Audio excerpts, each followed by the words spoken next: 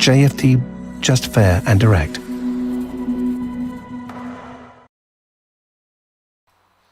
Okay, hello and good morning everyone. Welcome to JFD Traders Espresso with me, Darius Anucauskas. Today's the 5th of August 2022. So yep, welcome everyone. Welcome to this Friday's morning session where we're gonna have a very quick look at the markets, a few of the charts, the usual stuff. But before we do that, as always, let's quickly have a read through our risk disclaimer. So the content we produce does not constitute investment advice or investment recommendation, should not be considered as such, and does not in any way constitute an invitation to acquire any financial instrument or product. As always, I'll give you a few seconds to read the rest and we can continue.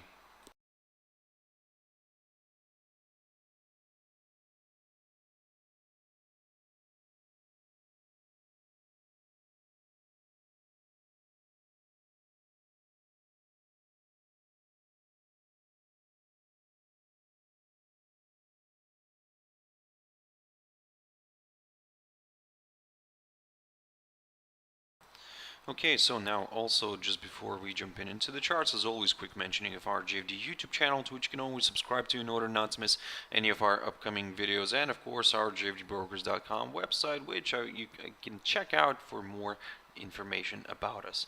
Now then, jumping into the charts. Oh, and before we jump into the charts, I can see you there in the chat room. Uwe, yep, good morning. Good morning to you too. Good morning to all the as you said, girls and guys.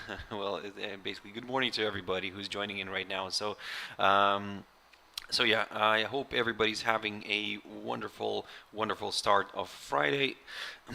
It's the last trading day of this week. So yep, let's see how today's gonna play out, because today we have the US NFPs coming out, also the Canadian job numbers we do have on the lookout. So yeah, and the Canadian IV PMI numbers. So it could be quite an interesting day. Like I said, let's see what the market hasn't prepared for us. And in terms of Nikkei 225, well, it's basically it's already finished, and look how it ended here. It ended here nicely above this barrier, this 28,015 territory. I spoke about that level, so basically we got that cleared, and we pushed further north. Now, the next target is the 28,338 territory, or 39 territory, I would say, and then we'll go from there, basically. We'll keep an eye on today's trading activity, of course, on the European and the US one. We'll see how that plays out, but if that continues to rally, then yeah, we'll aim. We might even maybe clear this upper side of the range. So again, we'll see how the futures market will play out here on Nikkei. Now, Shanghai Composite. So yeah, continues to support this area. Or should I say, the area continues to support this the index here. So in a way, the same analysis is valid. I said to you that, look, I mean, if we continue to hold above it, maybe we could see a bit of a retracement. However, if I want to go for lower levels, then yes, drop below this 3,160 territory is required. Not only a drop, but I would like to see the index staying below it, and then yeah, we could go further south. In terms of the upside, I need to see a break of this downside line here, taken from the high of the 5th of July, and then we could go to the upside. Now, ASX 200, guys. So this one, it was a little bit of a roller coaster ride here, as I can see. It did violate this upside line, to be honest, but then kind of quickly respected it again and climbed back above it. So, but the way it traded out here, I think that we can get rid of this upside line, because yeah, it got violated. It then opened up lower a little bit. The main ones here to watch are the 100-day EMA, which, look, as you can see here, provided fantastic support, and also we cleared this 6,981 level. So I talked about that and I said that, look, if we push through it and stay above it, then yeah, we'll go for some higher levels. And the ASX, as you can see here, it's it stayed above this area. Let's see if we can get a move towards that 200-day EMA.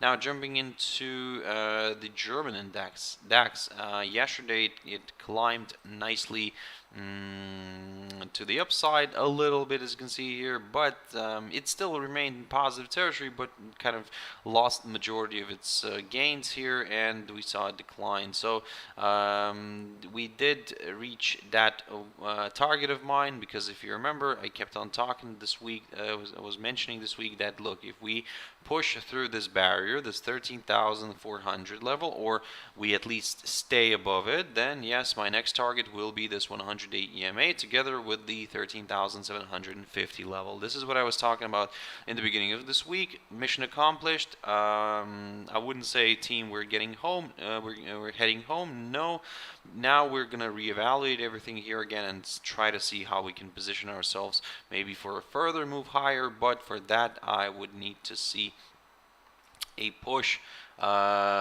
towards above this barrier, above the 13,750 zone. If we clear that and we stay above that 100-day EMA, then yeah, we could go a little bit maybe higher, but this is what I'm drawing right now, because this move higher could still be classed as a temporary correction before another possible leg of selling, guys. So yeah, keep that in mind, because like I said, if we do push through that 100-day EMA again, and we do push through that 13,750 territory, then yeah, I'll go a little bit to the upside here. The cash index is currently sitting at around 13,673 territory. So yeah, let's see how this is gonna play out. I can see you there in the chat room there, Uwe. What do you think? What exactly you're asking about? I mean, this is it DAX or is it what? So yeah, if you don't mind, just kind of putting the question there. Yeah, I'll be happy to. About a gravestone formation. Okay, so it's one of those basically formations. I mean, look, the further we go with technical analysis, the more people kind of try to create new ones. And I'm not saying that this is not a a formation which is working out or something, but look, we have our cup and handle, we have our it's, again, those gravestones, I think it's just a nice way of maybe trying to maybe call it as a as a doji or something like that. So at the you mean this move here, where for example it kind of drops here and then it rises and then it forms like a shooting star here or something, or a doji or something like that. It might be the case, yes. However, even if it is what you're talking about, the gravestone formation, still, for example, if you were looking for some downside here, then yeah, it could drift lower, but to be honest, I would prefer still to stick to my 13,400 level and then kind of go lower, because this whole area, again, it depends on this trading style. Every one of you have your own trading style, you have your own trading strategies. So if it works for you, perfect. Use it, utilize it, use it until it stops working. If it doesn't work for you, or let's say it works out 50-50 or something, then then something's probably not right. So like for example, me, I like falling wedges, rising wedges. I mean, I like these such formations, falling channels again as well, so the rising channels. So I'm trying to kind of keep it simple. Again, we could try to find maybe here, for example, maybe a double bottom here. This could have been the case here as well. But still, when I was even if it is a double bottom in this situation, for example, yes, still a breakout level is required. And the same story with that. If it's this gravestone thing. Okay, I mean, look, at the end of the day, it's still a doji or a shooting star. I mean, it's a kind of it is still a reversal signal. So again, you can keep those in mind, of course. I mean, you have also the 3 white soldiers, something like that. Is I think I can't remember the bearish 3, which I've mentioned before as well. So you have those patterns as well in there, but again, it's still I'm kind of leaning more towards the breakouts. Again, it's my type, my style, my trading strategy. So again, you can listen to me. What I'm saying is just that still, I would say everybody should figure out for themselves what's working for them better. So if something like that is working for you, perfect. If something else is working for you, that's even also perfect. So everybody just has to find their own trading style. But most importantly, have your stop loss in place. Even if let's say if it is what you were referring to. Okay, we could maybe drift a little bit lower here, but then your stop loss has to be somewhere around here. But then also don't forget about false breakouts as well. Those could take you out. Nasdaq 100. So okay, so this one is drifting nicely to the upside. So far, so good, to be honest. I mean, everything's looking quite positive, but as I mentioned in the beginning of this week as well, and yesterday and the day before yesterday, look, I mean, we broke this, we popped above that 12,900 level. Okay, great. So that if we stay above it, then my next target is the 200-day EMA. I'm still aiming for that. On my chart here, the 200-day EMA is roughly around that 13,422 area, approximately around there. The cash index right now is sitting at around 13,340 level, so still have some bit of room, but again, don't I'm assuming some of you are already maybe counting these positive candles here and hoping like in roulette you're hoping to see this one showing up as black already, but and basically I would say be very careful always with that, guys, and we could still see this one traveling nicely to the upside, and even if we do see maybe a nice black candle here, it might not be a significant one and still be just a temporary pause before a continuation move higher. So again, be very careful as always. If this is something, let's say, not that you are not comfortable with and you think that maybe you have missed out on this, leave it. Honestly, leave it. There will be an opportunity. Maybe you'll see finally a good reversal signal. At the moment, I'm not seeing a reversal signal unless we start getting a strong hold up near this 200-day EMA. If we do that, maybe then yes, I'll consider maybe a retracement back down. But even then, I would need to see one of my support levels getting broken. But at the moment, let's keep an eye on that 200-day EMA. DXY, the dollar index. So it drifted nicely to the downside yesterday. Look at this. So it failed to move higher. And yeah, I said that. Look, I mean, if we move back below this 21-day EMA, then yeah, maybe we could see a bit of a decline here. And at the moment, to be honest, look, in general, if we evaluate this way, that we saw a correction here, a nice correction to the upside, tested that 21-day EMA, overshot it a little bit, but found good resistance near this upside line. So basically, from underneath, we tested it, and yep, we're now drifting back to the downside. So I would say, I'm not saying anything, guys, in general today, specifically today, because look, at the moment, if everything would stay like as it is, then yes, I would go lower. I would initially aim for this 105.05 territory, which is the current lowest point of August, and if that gets cleared, then I'll aim for this upside line. But given that we have NFPs today, well, watch out for that one. Maybe it could come out as a surprise. It could give a boost to the dollar here. So. But even then, my upside scenario is somewhere from around this 107.48. I know that sometimes, for example, in such scenarios, what might happen is that, let's say my upside scenario is from around here, and today, let's say we do get a pop higher, and we travel all the way higher here towards this 107.48, we overshoot it a little bit, everybody starts going in here, and then we reverse back to the downside. towards this upside line. That's not the case how to trade it. Basically, it's like if let's say if you're not comfortable at this point, just kind of like I said, leave it. Just keep an eye on it. There are plenty of other instruments that you can trade, you can take advantage of.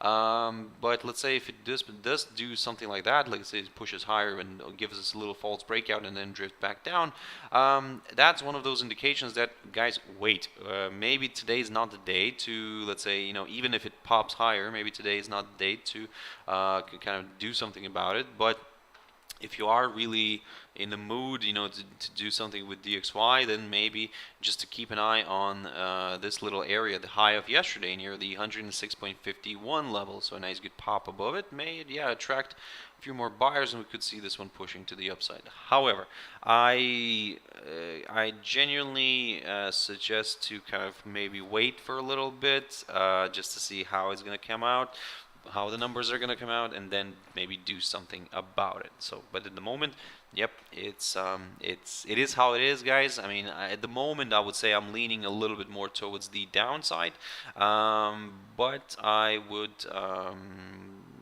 will only aim for the current lowest point of August, here near the 105.05, and then if that gets broken, wonderful, we could go further south. Now, jumping into gold very quickly. So, a good rally yesterday. Look, I talked about this yesterday, and I said that the fact that I said that I was cautiously bullish, because we were sitting at the time of my video, we were sitting around here somewhere below the 1775 level. I said that, look, if you're looking for some upside, of course, preferably I would like to see a push above this 1787 territory. But if you're looking for a little bit more excitement, then basically a pop above the 1775 territory would be could be considered as a nice bullish indication, and we could go further north. Well, this is what I said yesterday, and this is what happened. I mean, I'm not saying that I have a crystal ball here or something. No, but just logically, I mean, we broke this resistance, and we did break this resistance on the 2nd, on Tuesday, but we kind of drifted back to the downside, and this kind of proved quite a decent area of resistance on on Wednesday. We also had a kind of a stall near this area, and we drifted back down. So now the strong breakout here helps more bulls to join in. At the moment, I would say this way, as long as it stays above this 1787 territory, I am leaning towards this 100-day EMA, or before that, I would say I'm leaning towards this 1807 level. If it stays above this 1787 level, if it starts dropping back below it, I will remain a little bit on the careful side, because maybe it's not ready to push further north. WTI oil, guys, mission accomplished. Partially, but in general, everything's working out nicely. So in the beginning of this week, or in the first half of this week, I said that, look, I'm quite bearish on this one, and you need to see a break below this 93.56 territory, which we got. Yes, we got it. So now then, what's next? I've reached my targets here, this 90.58 and the 89.04. So okay, everything's fine. Now what's next? Basically, I would say it's a difficult one here. I'm still leaning towards the downside, as long as it's going to stay below this 90.58 level. So even if it pushes a little bit higher, I'm going to stay below. If it stays below it, below this hurdle, then yes, I might consider this as a little temporary correction before another possible leg of selling. This level, I have to admit, this 89.04, yes, we reached it, but it didn't really carry any much significance. So I will try to maybe search for another possible area of support. Maybe actually, this is the one that I had previously, and why did I remove it? I really don't know. And this actually worked out perfectly. So there we go, this 87.90 level. I had this level before, but hey, well, decided to remove it, and actually this was the more important level to watch. So yeah, okay, this is a bit of my mistake here. Well, these things happen, but you're kind of right in the beginning, but then you'd start doubting yourself, and you actually make more issues. But either way, I mean, the target still was reached, this 89.04 level. I mean, I've managed to reach it, but this one probably should have been better. I mean, would have been better. Anyway, long story short, like I said, we're now seeing a bit of a retracement. If we stay below this 90.58 territory, another decline here could be possible. If you're not comfortable with that scenario, just wait for a drop below that 87.90 level here, and then we'll go from there. Bitcoin, so beautiful rebound from that 21-day EMA. I wouldn't say even that from its from the upside line. In yes and no, because again, depends on how you're going to draw it. Maybe this way, but it's very, very subjective. Either way, guys, the 21-day EMA helped us out here. So we had a nice reversal. However, I'm still looking for this highlighted territory here, this 24.287 area. I'm not going to say this level, it's an area basically around that level. So that's what I'm looking for. I need to see a nice good strong move above it, and then I'll go for the upside. AUD/USD jumping into a few pairs. Now, yesterday I've talked about this, and I said that, look, what we're saying here is that, yes, great, a nice rebound from this downside line, which I've mentioned before, which we broke initially, but the thing that we're seeing here, and this is, like I said, this is what I talked about in my yesterday's video, that yes, we're having a beautiful rebound from this this downside line. It's like acting as something like a trampoline, but this whole formation right here could be like a bearish flag. Now, let's see if that's going to be the case, if it's going to work out as a bearish flag. Either way, guys, given the situation where we are right now, I would say still a drop, not only below, let me just put this on the chart, not only below this the current lowest point of this week near the 0.6886 is required, but also a drop below this downside line. So yeah, and then more sellers could join in, and we could see, you know, this one pushing nicely to the downside. Now, jumping into USD CHF, guys. Oh, and by the way, with the upside on the AUD CHF, AUD USD, is that if we do push through this 0.6977 level and stay above it, then yeah, we'll go a little bit more to the upside. Now, USD CHF. Looking at this picture here, I would say it's quite an interesting one right now, because again, I'm keeping an eye on these two levels, these two, the high here, the high of this week near the 0.9651, and the low of this week near the 0.9470 level. So basically, as long as it stays in here, I'm just observing this one, because this is not perfect for me, because this is stuck here between these EMAs. So I mean, I'm really not liking this. Once we start seeing a breakthrough one of these levels, that's when I'll consider, for the upside, I'll consider a test of this downside line. For the downside, we could, you know, aim further south here, and maybe we could aim for here somewhere, this 0.9374, or even below that. GBP NZD quick update. So I talked about this one this week. Just a quick, like I said, update. We failed. Look at this. This is why I keep on saying to you guys that wait for that. You know, wait for the candle to stay above it, because we got these false breakouts, and got a bit of a tease here, and this is what we're getting. We're getting now we're seeing the bulls getting crushed a little bit, and basically my downside scenario is working out nicely.